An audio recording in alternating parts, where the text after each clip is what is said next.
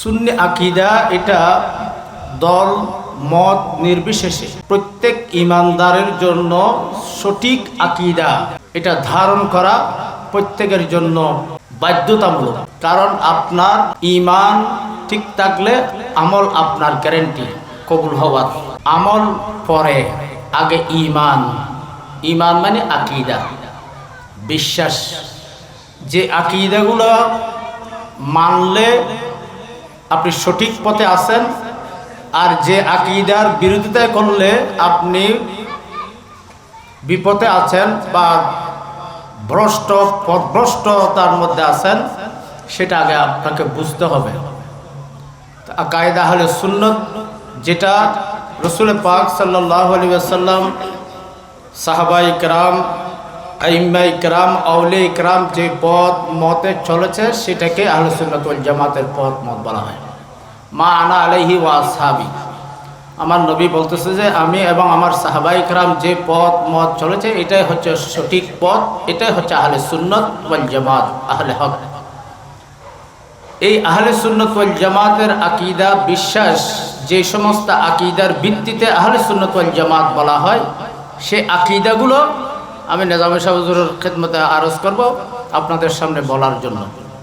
কারণ এখন বিভিন্ন রকমের মানুষ ইসলামের নাম দিয়ে মানুষকে ঈমান আকীদা থেকে দূরে সরে যাওয়ার জন্য বিভিন্ন রকমের পলিসি এখতিয়ার করতেছে। আমাদেরকে প্রথমে আগে ঈমানদার হিসেবে আল্লাহ এবং রসুলের প্রেমিক হিসাবে আমাদেরকে গণ্য হতে হবে। সেই আহলে সুন্নাত ওয়াল জামাতের আকীদার মাধ্যমে আল্লাহ এবং রসুলের প্রেমিক হওয়া যায়। আর না হয় অন্য যত ইসলামের কথা বলা হোক না কেন, ওখানে রসুল এবং আল্লাহর প্রেম মহব্বত নাই।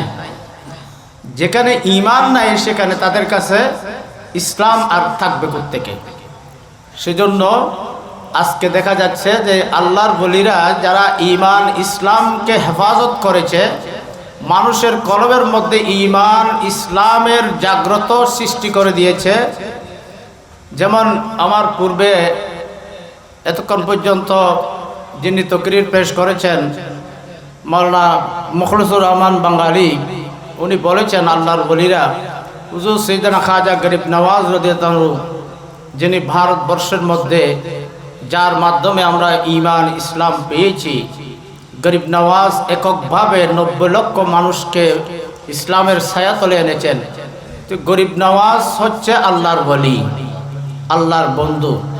তো গরিব নওয়াজ যে পথে চলেছে, গরিব নওয়াজ যে নিদর্শন দিয়েছে, গরিব নওয়াজকে যারা স্মরণ করে তারাই হচ্ছে সুন্নি, তারাই হচ্ছে আহলে সুন্নাত ওয়াল জামাতের আকীদা বিশ্বাসী।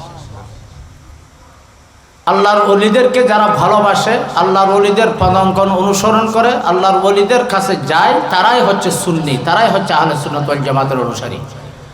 আর আল্লাহর ওলিদের বিরোধিতা করে, আল্লাহর ওলিদের মাজারের জিয়ারতকে শিরিক বেদাতের ফতোয়া দিয়ে তারা কোনোদিন প্রকৃত ইসলাম হতে পারে না, তারা ইসলাম নয়।